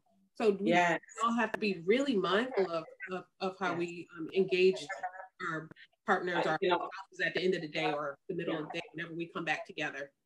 It's so important that, we take responsibilities of our own presence. We all carry either positive or negative energy. And in your home, my husband can tell at the front gate, okay, what the temperature of the house is. Because I've been in the house. I set presence in the house. Okay, so it's important to me, not just for our marriage, but for our family to have the presence of peace. So I, as the pilot of this house, I have to work on keeping that peace level. All right. And I'm not saying to be counterfeit. I'm not saying to be something that you're not. You just have to work on it. I declare peace over my life every day. Father, I thank you, according to Psalms 91, that I dwell in the secret place of the Lord Most High. I abide under the shadows of the Almighty God. You are my refuge, my fortress, my strength, my abiding place, where I have peace, where I have love. Galatians 5:22, I embody the presence of love. That is my prayer. That is my confession. And whatever you say about yourself, so you will be, right? And so what have I done? I've manifest by the grace of God, peace in my home. So when people, besides my family, they come in my house, they feel that. They feel welcome. My husband, he's just a peace walker. And this is, you all know him very well. He's just, what you see is what you get, and this is what I get to hang out with every day, 24/7. Nothing really shakes him. But when I'm shaken, he has a way of comforting me and covering me. And he'll look in my eyes and tell me to shake it off. Let the water roll off your shoulders like a duck. And he has a way of bringing peace again around me. And so we learn to, and I'm saying this because I know that there's people out there, both men and women. Men, you are the king. You are the Lord of your house. Jesus is the capital L Lord. You are the lowercase Lord. You understand what I'm saying? You're the king of your castle. And if you have a raging wife in the house who's always complaining and fussing and cussing and carrying on, I said cussing because you cuss. Sometimes, men, listen, take the responsibility of shutting off that sound. How do you do that? Not fussing and cussing back, but bringing her where? To the table. Right. Having that conversation, right? But you have to be the healer. Don't wait for her to bring her healing anointing oil. Because you have to be the healer, okay? And sometimes you may have to walk through your house, and which my husband does often. He takes the book of Psalms 91 and he'll say it aloud because he's a man of authority. And whatever he say, things got to come into formation because God has given him the oil, all right? And that oil will run. So listen, you are responsible for your homes, men. Women, you are responsible for the peace level in your home. Walk in peace. Now we want to ask you this question. How do you get, and I'm going to ask one of you, because the next person I'm going to ask another question. How do you get your spouse to want to change? Either one of you. So that's an interesting question. So how do you get yourself to want? So that's the interesting part of that. I don't think you yourself can get your spouse to want. You can express what you think or what you believe will help the relationship, and express the benefits of those things. Mm-hmm. And then that person has to be able to take that and get a revelation of it and want to pursue that because they see the benefits of making that change. I think a lot of times, I mean, you guys said in the beginning, we think we get into this to try and change that person. Yeah. And you're not only God, and that person can change themselves, but you can show them, right? Think about cell phones, right? If you think about how they market cell phones, you can have a very well functioning cell phone, right? Mm-hmm. But what they sell you on is, ooh, here are the benefits, right, to getting this cell phone, to changing from the one that you're using this cell phone. And we go, oh, yes, I like that. I want that, right? And that's how it works in your relationship, right? You can tell this is what can happen if you take this approach, right? This is how we're going to benefit, right? And then that person can see, wow, yeah, I like what you're selling.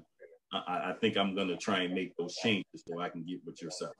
Yeah, and just be really practical about it too. I think, letting your partner, your spouse know, excuse me, this is the MFT in me that keeps saying partner. I know some people get caught up in that language. Let them know that I have limitations. So I'm limited in this area. And what I've been doing is trying to pull us along. And I just need to bring it to your attention that I'm limited in this area and I'm falling short because you're not able to do whatever it is you do. Simple as, if you don't bring your clothes to the laundry basket, I don't have the time to go around the room to pick everything up. So I want to wash your clothes. So if clothes aren't washed, it's because you didn't bring them to the laundry basket. It's not that I didn't want to wash them. It's just that you weren't doing your part. So if you don't do it, I just need you to know, I want you to have clean clothes, but I can't make you bring them to the basket. I don't do laundry, so I was just gonna check. I can make some changes if you want to take over the washing machine. No, sir. That's really good. But being mindful to give your partner a really practical picture of what you mean, suggesting that you need them to bring change into the relationship. Mm-hmm. We had a question that came in that from Dorothy Udall. She says, should we lift our men up and make sure his opinion matter, even if it's tearing down what you believe? How do you respond to that? Say that again. Is it, should we lift up our men and make sure his opinion matters, even if it's tearing down what you believe?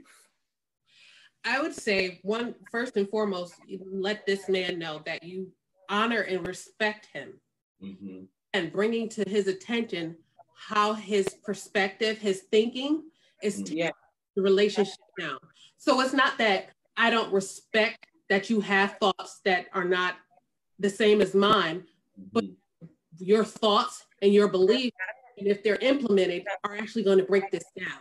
So if you think that we should leave the windows open in December and you want me to respect that, well, I respect you have this perspective, but if we leave the windows open, this X, Y, and Z is going to happen, and our house is going to start to get cold, and then we're going to have flooding issues because the snow is going to melt. So if you can break that down, it may take you a minute to, don't be careful. I will say this, us talking women, be careful to sit back and assess what he just said.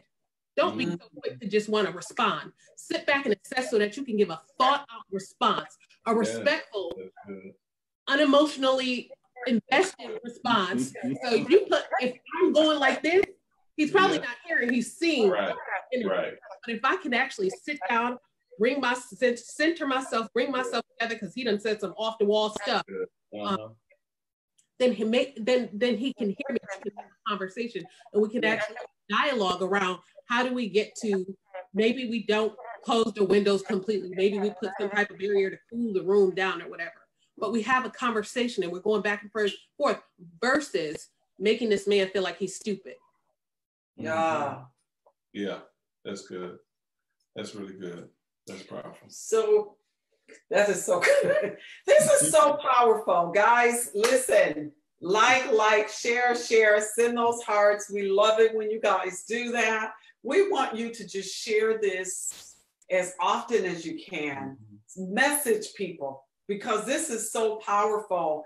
We have talked on so many subjects concerning our marriage that people have to hear this. This is so good. We've never gone this long in all of our segments because we just keep it's just we have not even gone through half of our questions we have here. But one of the last things I wanted to add on the end, if you realize that your spouse isn't hearing you, then your communication is not effective, and that's where you really want to seek counseling. Please say that over again. If you identify that what you're saying is not penetrating the mind or the heart of your spouse, you are not effectively communicating, and you need to seek out counsel. That's good. Neutral counsel. Right. It might not be mama and them. Right. Not biased counsel. But drop the mic. Drop the mic. That was so powerful. It's not that he doesn't hear you. Ladies, it's that your communication is off. All right. You might need a little help there. Don't be afraid to reach out. This is your marriage. Come on. You made a vow before God. You stood before an audience of people that you were going to stick this thing out to death do your part. Get the support that you need. Tap into the wisdom here on this platform. You guys see their names on our flyer. If you need counseling, you know we're available. And listen, go ahead and write them a note. Let them know how much you enjoyed them tonight. And please, please continue to have conversations. Conversate with the Albrights. They're available. Okay, I just put them right out there. They're coming, but I'm sure they're okay with phone calls. Isn't that right, Albrights? Yes. They are about people. They love people. Obviously, you can feel their hearts, and we're so delighted to have them on. I just can't even say that enough. One of the last final things we wanted to ask you is the 3 things that plagues marriages. And then I want you to think about the 3 things that lift marriages up, let's just say. All right. So for plaguing marriages, the first one I would say, and I think we've touched on it on a number of occasions, is this matrix of expectations. Unspoken expectations, unmet expectations, expectations, and unreasonable expectations. I think those are 4 that definitely have to be discussed. Those expectations, those 4 expectations. Repeat those again. Unspoken. Right. So I never really told you that this is what I need from you. Right. I just thought you were gonna give it to me. Right. Right. You know me. Yes, you know me. You know what I like. Right. How come you didn't ask me? Oh, anyway, yeah. Unmet. Right. So that means we have. So unmet expectations. We've communicated that this is what we want from each other, but somehow we're just not meeting it. We haven't. Unrealistic. Right. And that's, setting the bar to something that's just not right. So she tells me, I need you to pull up in my driveway a Yukon XL fully loaded one day. Tomorrow, right? Or by the end of this week, right? That's unrealistic. Or right, works, right, a full-time job, right? And then I'm still expecting when I walk in the door that every night you have my meal waiting for me, and that you're going to clean up behind the kids and then still walk into my bedroom with the lingerie on at the end and pleasure me, right? It's realistic, right? There's unreasonable, right? Which is, again, yeah, unreasonable meaning that things have happened. We have had to make a shift. And so expectations that you had of me before are just, it's just unrealistic for what is unreasonable for what is happening right now. So it's unreasonable for me to think that, you know, my husband can be all of these things right now, and he's grieving. We're both grieving, but I identify he's had a different loss than me. And so if he told me on Tuesday, you know, what is today's date? I mean, 26, you know, October 26th. If he told me 2 months ago on October 26th, I'm going to take you out to dinner, we're going to have this lavish dinner. Well, that's unreasonable now. Give space for that. Yeah. This would be selfishness. Again, not looking outside yourself, right? Yeah. It's me, my needs, my wants, my goals, my dreams, right? And never considering the other person in this team. And that all boils down to communicating effectively, communicating the fact that if something is unspoken, you got to speak it, you got to share it. Unmet, that means, why didn't we meet it, or something I said I was going to do, and then unrealistic, let's talk about this. Can this really happen? And then unreasonable, same thing, you know, come on, for real? I mean, not with that, but in love, and not with the facial expressions, you know, usually, but really be able to communicate, because that would help solve the anger or resentment, or the bitterness, or the unmet expectations that person was expecting. So it's really good. It's really good. Yeah. So also number two is selfishness.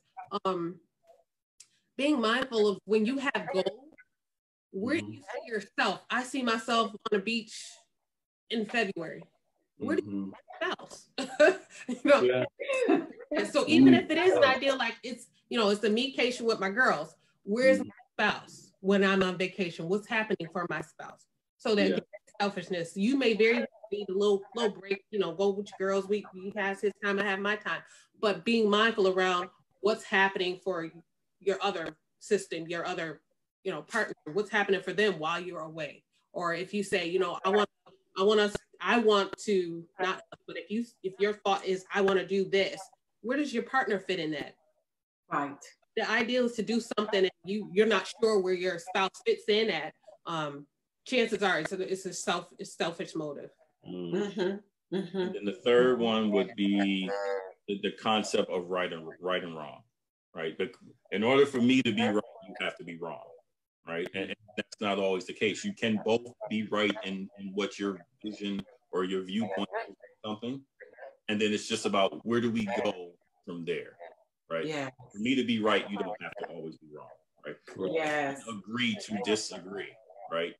Right? We both just have different perspectives on this, but how can we move forward? And what's the best thing to do, right? We always say the right thing to do, right? Best thing to do. Right, because we can both have our opinions about something, we can both be right. And still, if we actually unpack this and actually look at it, neither one of our solutions might be the solution we end up going with. Right. I mean, you know, there's more things that play. Right. Yeah. Those are the three that we can give you for us right off the top. Yeah, that's good. That's really, really good. Did you want to close with this one here? Yeah, finally, with our, you know, I know some people have to get themselves to bed and get ready for another day, the children off to bed, or maybe, you know, prepare for a great romantic evening. And that's a great segue into the next question.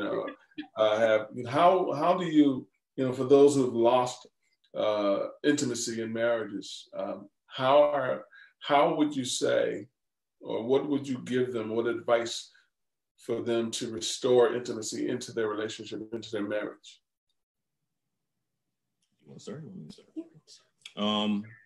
I would say one thing would be to remain curious about your spouse, right? Yeah. Continue to always be curious and wanting to learn them. Remain curious. That's right. good. What else new can I learn? That's good. What do I not know? There's still some stuff that we don't know, right, brother? Right. What adventure can we do next? Right? Mm-hmm. If you think about, we go on vacation to different places to learn new things. Yes. Mm-hmm. Right. So what new experience can we get? It's a new adventure, huh? Yes, sir.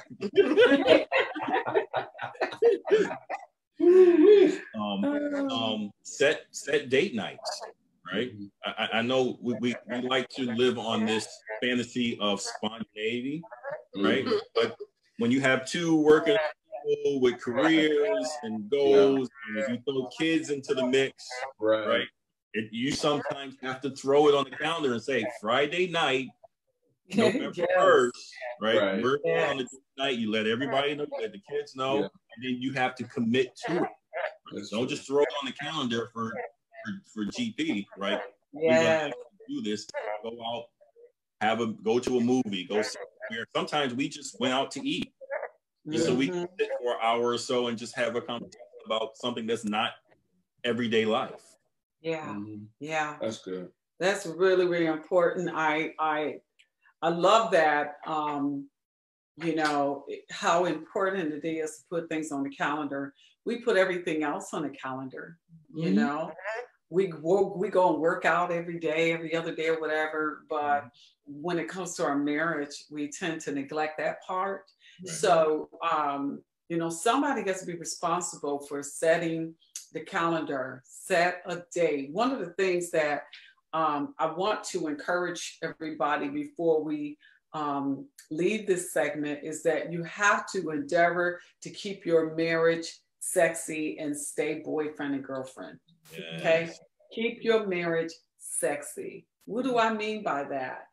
Keep the intimacy of the friendship strong.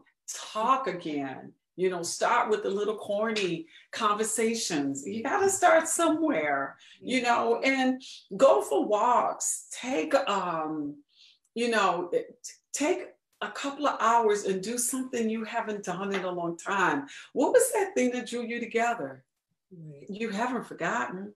Go back to that. Mm-hmm. Or recreate. Start something new, something fresh. Do something you haven't done before.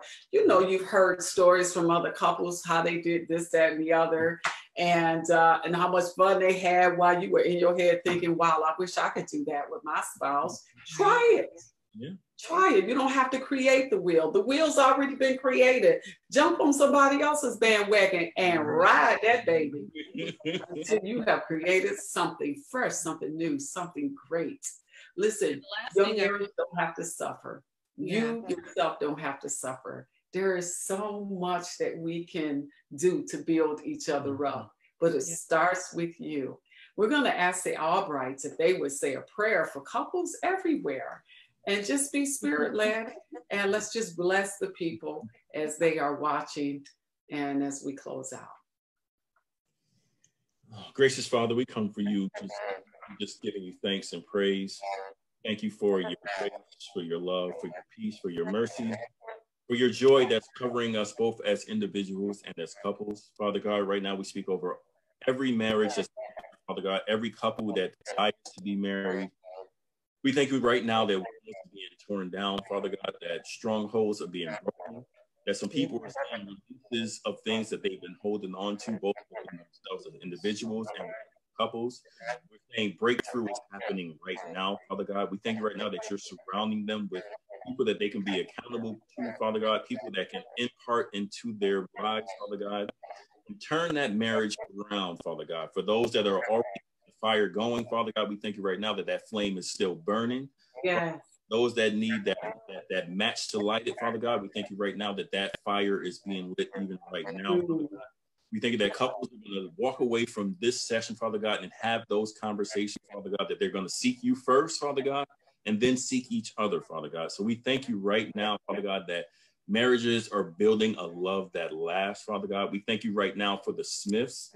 Father God, we thank you that you're covering them, Father God, that you're strengthening them, Father God, that you continue to give them the energy to keep this drive going, Father God, that even in the moments where they feel low, Father God, that you're re-energizing them to fight, Father God, for their marriage, for their family, Father God, so that they can then have the energy to fight for other marriages, Father God. So we thank you that you're covering them, you're covering the house, Father God, and that they are going to be blessed beyond measure, Father God, because they're seeking to help your people first, Father God. So we thank you right now for this session.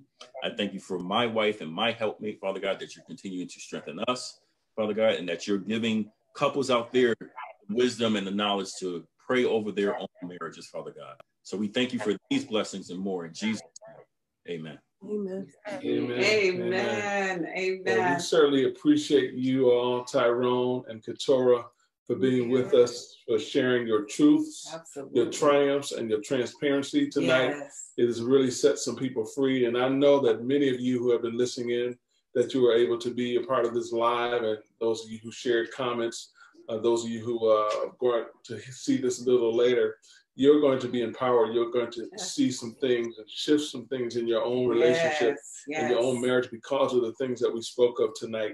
I'm so grateful for the word that was shared. This is a dynamic couple. We love you guys so much. We love you too. We miss you. Oh, we miss y'all too. So when we come back through, we're gonna get on over to y'all's house. Don't worry. Once this COVID stuff lifts, we'll be calling you and say, "Hey, we coming down for a weekend." Absolutely. We have the facility. Yes. And the whole crew if you have to. Yes. Do we have to? You don't have to.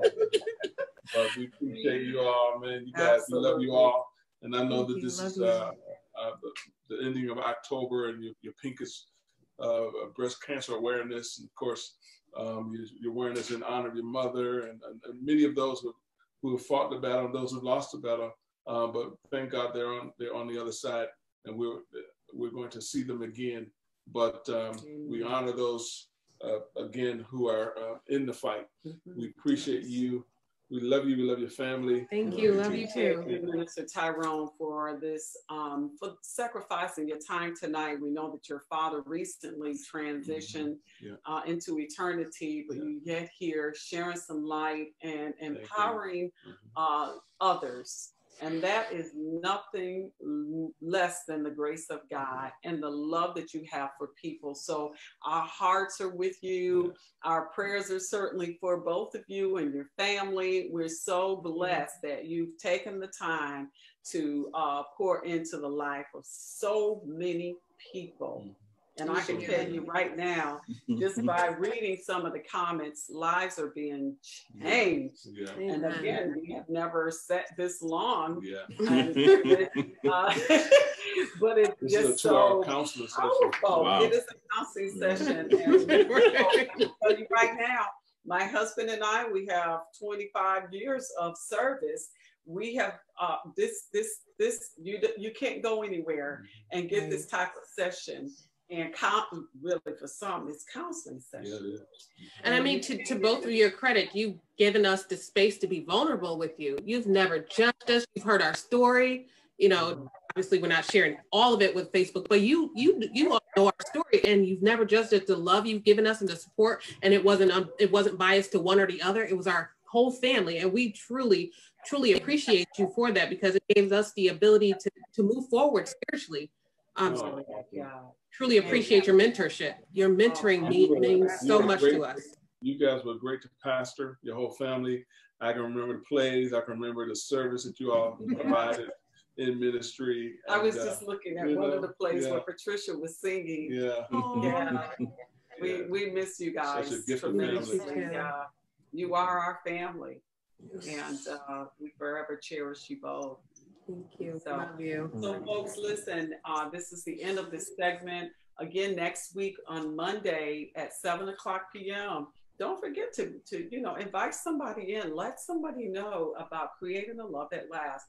Also, go to our page that is on Facebook and like us on Creating a Love That Lasts. Now, the important information we wanted to share with you as we had started talking a little bit about this at the beginning of this segment is that my husband and I had, we recently became our own publishing company. Hallelujah. Mm-hmm. And so we're publishing our own book. Praise God. Yes, yes. You know, we talked a little bit a couple of weeks ago about, you know, I mean, we're living in such a harvest time that it's plentiful. Okay. And so we're not just talking about the harvest of people's lives. We're talking about the blessings of God. It's just so vast. And the Lord placed on my husband and my heart to have our own, to have ownership of your own, your own stuff is what we talking about. Our own stuff. Yes. And so we are now Joy Publishing company, and that's for the JOI after our youngest daughter. Yes. And so, and because of it, we're going to release this book the end of November. So it'll be by November, when is 28th, I think is Thanksgiving. Somewhere around there. Yeah, so the week prior, we're going to be having a book signing. We're going to release this book to you all. You've been waiting. We've been waiting. And it's a good read, and it's a powerful read.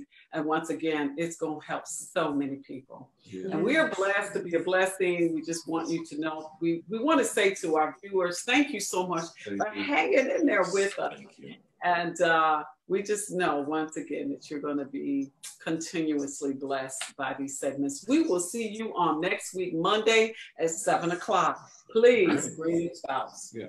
So God bless you. Thanks for being a part of creating a loving class. Thank you, Tyrone and Keturah. We'll see you soon. God bless everybody. I'm going to start my adventure now. So I'll see you later. Right now, new adventure, man. You so